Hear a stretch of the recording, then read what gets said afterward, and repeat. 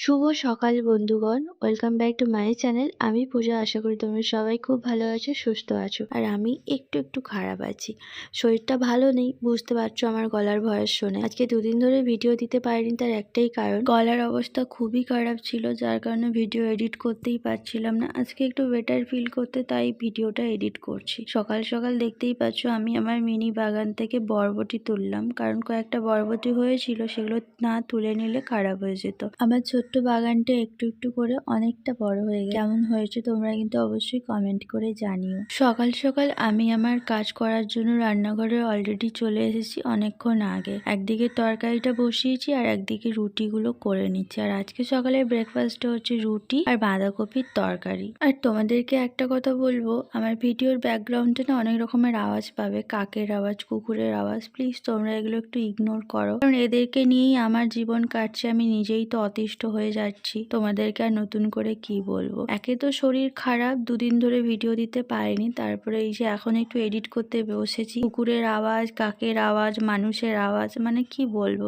জীবনটা না পুরো অতিষ্ঠ হয়ে যাচ্ছে আমার। আর একটা কথা বলি, তোমরা হয়তো এই ভিডিওটা দেখে সবাই বুঝতে পারছো যে এটা আমি অসুস্থ আছি বলে মনে হচ্ছে না। অ্যাকচুয়ালি এটা সোমবার দিন আমি শ্যুট করেছিলাম, আর সোমবার রাতের পর থেকেই আমার শরীরটা খুবই খারাপ, তার কারণে আমি ভিডিওটা দিতে পারিনি। আর আজ হচ্ছে বুধবার, এখন আমি বসে ভিডিওটা এডিট করছি। যখন তোমরা দেখতে পাবে তখন হয়তো দুপুর হয়ে যাবে, কারণ ভিডিওটা এডিট করতে আমার অনেকটাই সময় লেগে যাচ্ছে। একে তো কাশি, তারপরে গলা ব্যথা, তারপর আবার কন্টিনিউ এডিটও করতে পারছি না। ওই যে তোমাদেরকে বললাম ব্যাকগ্রাউন্ডে প্রচুর আওয়াজ আসছে। অ্যাকচুয়ালি 3-4 দিন ধরে তোমাদের দাদা ভাইয়ের শরীরটা খারাপ ছিল, গা জ্বর, সর্দি, কাশি সব রকমই ছিল। আমি মোটামুটি অনেকটা সুস্থ ছিলাম, কোনো সমস্যা ছিল না।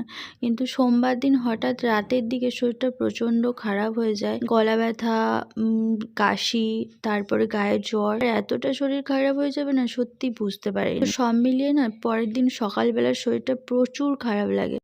গুড মর্নিং বন্ধুরা, welcome back to my channel. আমি পূজা। আশা করি তোমরা সবাই খুব ভালো আছো, সুস্থ আছো। আর আমার তো সকালে দেখতে পাচ্ছ রুটি আর তরকারি হয়ে গেছে। এবারে এখন যাবো আমার বরটাকে ওঠাতে। আমি তখন বিছানাটা মানে তুলতে গেলাম, উঠলো না। মশারিটা খুলে দিয়ে এসেছিলাম যে মশা যদি কুটকুট করে কামড়ায় উঠে পড়বে, কিন্তু এত কুম্ভকর্ণের মতো ঘুম। এখনো আমার বর দেখো শুয়ে আছে। কুচু কুচু, ও কুচু, ওঠো। Good morning. মুখ দিয়ে আওয়াজটা বেরোচ্ছে না দাদা, বলো এবারে। Good morning. তো চলো এখন গরম জল করতে হবে, কুচু স্নান করবে, কারণ শীতকাল তো পড়ে গেছে, এখন আর ঠান্ডা জলে স্নান করতে পারবে না। আর আমাদের এখানে জলটা যা ঠান্ডা, মানে কি বলবো। রাত্রেবেলা যেটুকু জল থাকে সকালে যখন উঠে আমি, রাতে তো আমি সব বাসন ধুয়ে রেখে দিই, টুকটাক যে সকালে উঠে কাজটা করি, মানে হাত পা যেন কনকন করে, আর সেরকম হাওয়াও দেয়।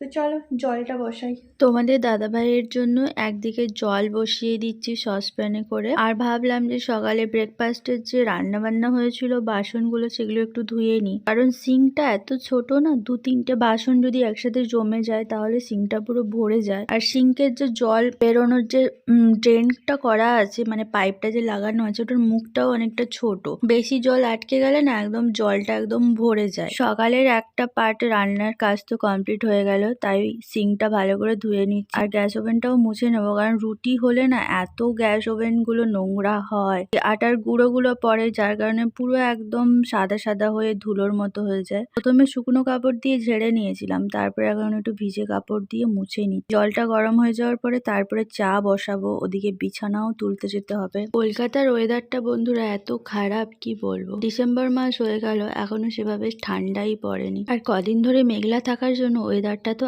আরো বাজে হয়ে গেছে। রাত্রেবেলা হলে যেন ভীষণ গরম লাগছে, মনে হচ্ছে যেন এই ফ্যান না চালালে শুতে পারবো না, ঘেমে যাচ্ছি। কিন্তু ফ্যান চালালে আবার শরীর খারাপ হয়ে যাবে। ঘরের মধ্যে থাকলে তো চাদর সোয়েটার কিছুই পরতে হয় না, এত গরম লাগে। একটু বাইরে বেরোলে তখন একটু পাতলা কিছু পরলে ঠিকই আছে, না হলে নর্মালি চলে যায়। অনেকক্ষণ ধরে তোমাদের সাথে অনেক কথা বললাম, গলাটা তো খুব ব্যথা, তাই খুব কষ্ট হচ্ছে। তো চলো এখন তোমরা আমার পছন্দের একটা গান শোনো, আর তার সাথে সাথে আমি আমার কাজকর্মগুলো করে নিই, পরে আবার কথা বলবো।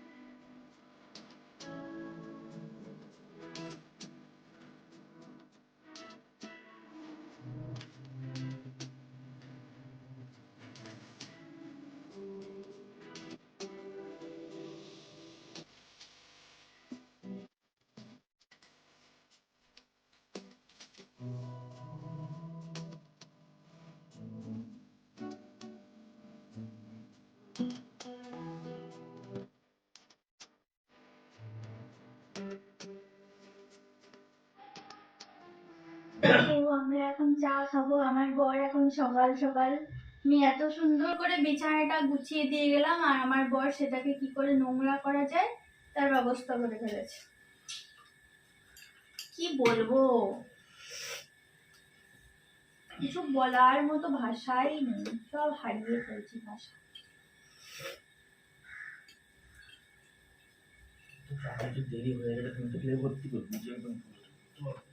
দেখেছো শুরু হয়ে গেল, নিজে উঠবে দেরি করে। ঠিক আছে, সবেতেই প্রবলেম।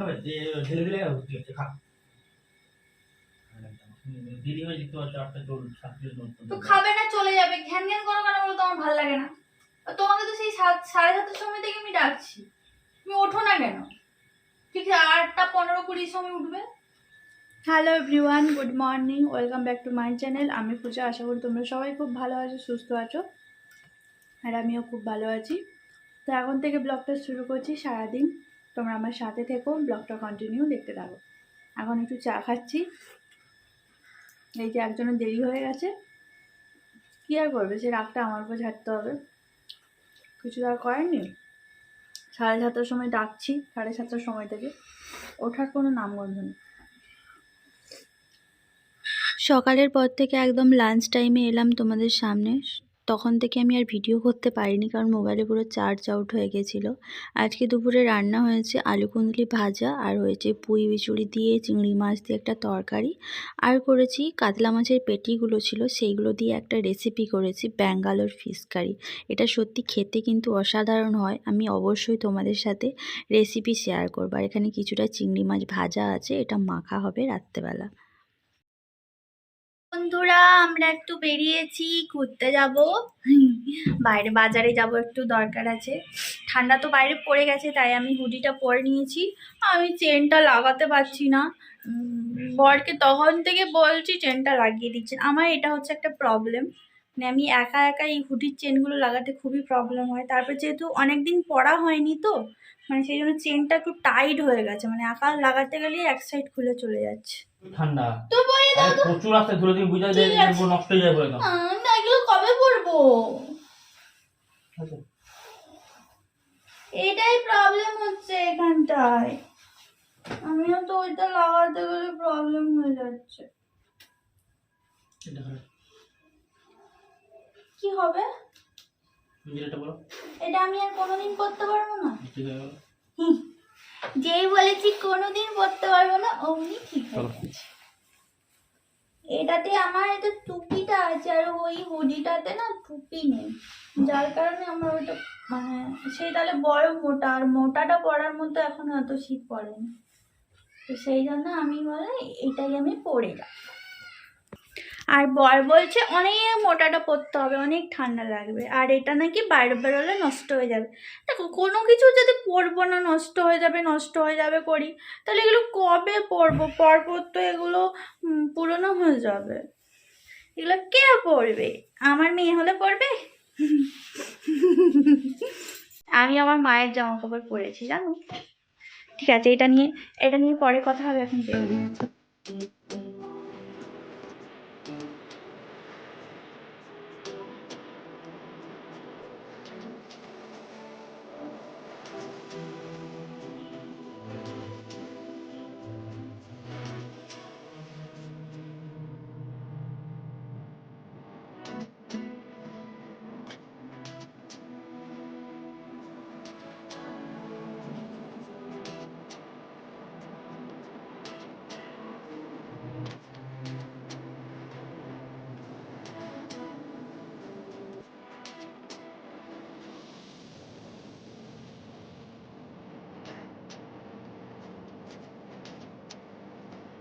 বাজারে গিয়েছিলাম, তোমাদেরকে তো বলেছিলাম, কাজও ছিল, গিয়েছিলাম। তারপরে পুরো একদম 1 মাসেরও বেশি বাজার করা হয়েছে, একদম সব কিছু একদম হয়ে গেছিলো বাড়ন্ত। এখানে এক ব্যাগ আছে গ্রসারি, তারপরে এখানে আছে ঠাকুরের জিনিসপত্র আছে, আর এই যে শীত যেহেতু পড়ে গেছে, শীতের জিনিসপত্র ধুতে হবে, এই জন্য একটা বড় ইজি নিয়ে এসেছি। আর কি যেন আছে এখানে, ভিনিগার একটা আছে, আর এখানে কয়েকটা ধূপের প্যাকেট নিয়ে এসেছি, আর এই যে আমার হচ্ছে কর্পূর, 2টো ডাব্বা নিয়ে এলাম, কারণ যেহেতু প্রত্যেক দিন কর্পূর জ্বালাই তো সেই জন্য। এই যে একটা ধূপ প্যাকেট, এটা একটা, আর এটা একটা। দেখি এগুলো কেমন হয়, এটা কেমন হয়। আর সব থেকে যেটা ইম্পর্টেন্ট, আজকে এইটা কিনে এনেছি বুঝলে। প্যাকেটটা তোমাদের দাদাভাই এক্ষুনি কাটলো টেস্ট করার জন্য। এই যে এত মশা হয়েছে না, মানে কি বলবো। এর আগেও 2টো কেনা হয়েছিল, খারাপ হয়ে গেছিলো। তারপরে কিছুদিন ধরে ভাবছি কিনবো, কিছুতেই আর মনে আর হচ্ছে না। তো ফাইনালি আজকে কিনলাম। মশারি খাটিয়ে রাত্রেবেলা শোয়া হয়, তবুও এই যে ভিডিও করছি, ভিডিওর মধ্যেও যেন খেয়ে ফেলবে যেন। এই যে এখানে এক ট্রে ডিম তুলে নিয়ে আস। এবার বাকি এখানে কি আছে সেগুলো আমি একবারে ঢেলে নিই, ঢেলে তারপরে তোমাদেরকে দেখাচ্ছি। এই যে দেখো পুরো টেবিলটা ভরে গেছে, দেখতেই পাচ্ছ। ময়দা আছে, লবণ, মসুর ডাল, তরকার ডাল আছে, চিনি আছে, 2 রকমের মুগ ডাল আছে। এটা হচ্ছে সরু মুগ ডাল আর এটা হচ্ছে মোটা মুগ ডাল। এখানে একটা মিক্সড তরকার ডাল আছে। এই প্যাকেটের যে তরকার ডালটা হয় না, এটা সব থেকে ভালো, কারণ এটাতে সব রকম মেশানো থাকে। আর এরা যারা দোকানে এটা মেশায় না, দোকানে এটা সব কিছু মেশায় না, 2-3 রকমের ডাল দেয়। ছোলার ডাল আছে, গোবিন্দভোগ চাল, চা পাতা, আর এখানে সর্ষে আছে, সাদা সর্ষে 3 প্যাকেট, আর ছোট একটা প্যাকেট এই যে কালো সর্ষে নিয়েছি। অনেক সময় অনেক কিছু ফোড়ন টোড়ন দিতে লাগে, সেই জন্য ছোট্ট একটা। আমি একটা জিনিস মানে বুঝলাম, জেকেরটাই না সব থেকে ভালো। সানরাইজের এই মানে সর্ষেটা দেখলাম একটু বেশি লালচে, আর এটা একদম ফ্রেশ এবং দানাগুলোও বেশ বড় বড়। তো যাই হোক, এখানে একটা ছাতু আছে, ছোলার ছাতু, যেটা আমি খাই। আর এই প্রথমবার আমি জেকের একটা সয়াবিন নিয়ে এলাম। এর আগে ফরচুন খেয়েছি, তারপরে নিউট্রেলা তো খাই, ফরচুনও খাই, তারপর এর আরেকটা যেটা কি বেরিয়েছে গো, খেয়েছি। জেকের খাইনি, তো ভাবলাম চলো জেকের একটা নিয়ে দেখি। এখানে সাদা তেলটা আছে, সর্ষের তেলটা দোকানে ছিল না, তার জন্য দেয়নি। কালকে হয়তো তোমাদের দাদাভাই নিয়ে আসবে। আর এখানে আছে আটা আছে, আর ময়দা তো এখানে আছে, দেখতেই পাচ্ছ। তো এগুলো প্রায় মানে বলতে পারো 2 মাসের কাছাকাছি বাজারই তুলে নেওয়া হয়েছে। আর এমনিতে আটাটা বেশি তোলা হয়েছে, তার কারণ শীতকাল যেহেতু পড়ে গেছে, তো এখন কম বেশি তো রুটি খাওয়াই হবে। সকালে ব্রেকফাস্টে তো তোমাদের দাদাভাই রুটি খাওয়ার তো এমনিই হবে, তো সেই কারণে একটু আটাটা বেশি তোলা হয়েছে। আর ময়দাটা 2টো নিয়ে রেখেছি। আটা ময়দা সব কিছু মিলিয়ে মিশিয়ে সব কিছু করা হবে। আর গুঁড়ো মশলা সব কিছু আসে, যেহেতু আমি পুজোর সময় কিছু গুঁড়ো মশলা থেকে ফ্লিপকার্টের গ্রসারি থেকে অর্ডার করেছিলাম, সেই কারণে গুঁড়ো মশলাগুলো সব আছে, সেটা আর করতে হয়নি। তো এই হচ্ছে আমার বাজার। আজকে আমি ডিনারে বানাচ্ছি গোবি মাঞ্চুরিয়ান। গোবিগুলোকে ফ্রাই করে নেওয়া হয়েছে, ম্যারিনেশনের সময় আর ভিডিও করতে ভুলে গেছিলাম। এদিকে মাঞ্চুরিয়ানের সস রেডি আছে, আর বাকি যা যা লাগবে, পেঁয়াজ কলি, ক্যাপসিকাম, পেঁয়াজ, ধনে পাতা সব একদম রেডি করে নিয়েছি, আদা কুচি, রসুন কুচি। তো এবারে মাঞ্চুরিয়ানটা বসাবো। তেল অলরেডি দিয়ে দিয়েছি, এবারে দেবো এই যে আদা রসুন কুচি,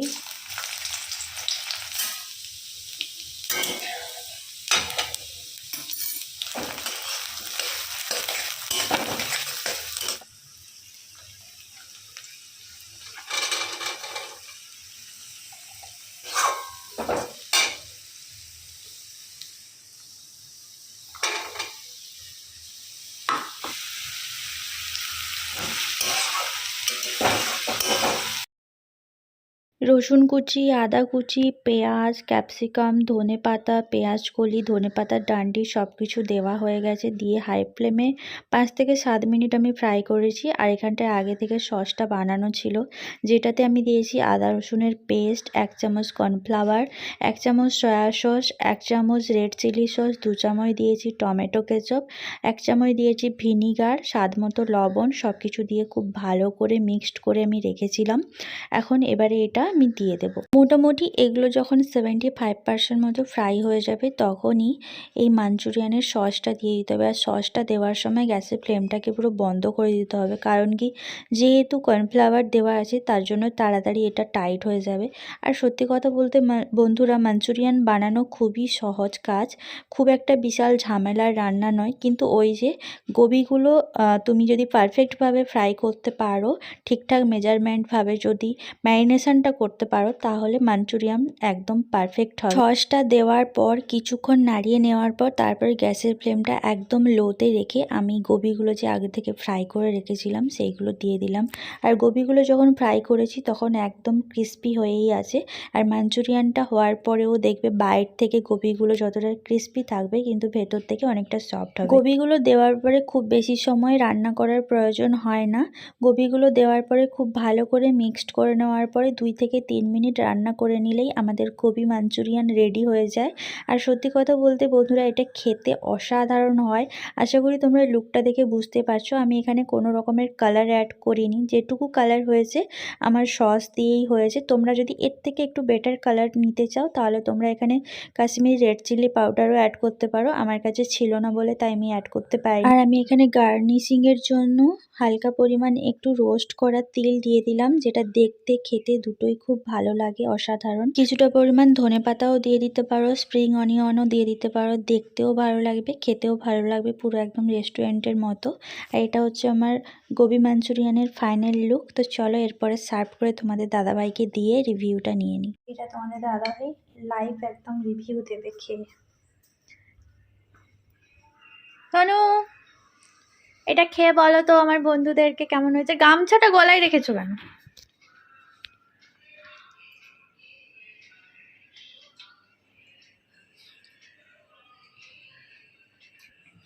ভালো হয়েছে? সব কিছু টেস্ট মেজারমেন্ট আছে তো? নুন, ঝাল, মিষ্টি, টক একদম পারফেক্ট। বাস, লুকটা কেমন হয়েছে বলো? হ্যাঁ, ক্যামেরাতে না কেমন একটা কালারটা ফেড হয়ে যাচ্ছে বলো।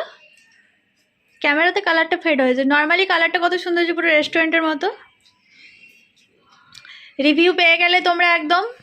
এই যে একদম সরাসরি একদম রিভিউ দিয়ে দিল আমার বর। এতক্ষণ আমি তোমাদের সামনে আসতে পারিনি কারণ রান্না করেছিলাম, খুন্তি নাড়ছিলাম। তো চলো ওটা একটু ভালো করে রেডি করে নিই, তারপর খেতে দেবো, অনেকটা রাত হয়ে গেছে। এই যে হচ্ছে ফাইনাল লুক। কেমন হয়েছে অবশ্যই কমেন্ট করে জানিও।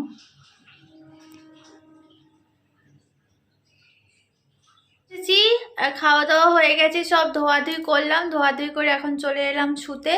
আর আমার বর এই যে দেখো মশারিটা টাঙিয়ে নিয়েছে, মশারি টাঙিয়ে ভেতরে ঢুকে গেছে, কিন্তু মশারিটা চারদিকে মারায়নি। দেখো মানে যা মশা ছিল সব ভেতরে ঢুকে গেল, কোনো লাভই হলো না। শুধু জাস্ট এমনি 2টো খুঁট তো লাগানোই থাকে, আর 2টো খুঁট লাগাতে হয়, সেই 2টো খুঁট লাগিয়েছে, কিন্তু চারদিকটা ভালো করে মারায়নি। আজকে তো রাত্রেবেলা মাঞ্চুরিয়ান বানিয়েছিলাম, তোমরা দেখতেই পেলে, আর খুব ভালো হয়েছিল খেতে। আর তোমরা নিশ্চয়ই কালারটা দেখে বুঝতে পেরেছো কেমন হয়েছে। কিছুটা রেসিপি তোমাদের সাথে দিলাম, তোমরা রান্না করো বাড়িতে। পরে কোনো দিন পুরো রেসিপিটা তোমাদের সাথে শেয়ার করে দেবো, ঠিক আছে? তো চলো আজকের মতো সবাইকে tata, bye bye, good night. সবাই ভালো থাকো, সুস্থ থাকো, দেখা হচ্ছে পরের দিন নতুন আবার একটা ব্লগের সাথে।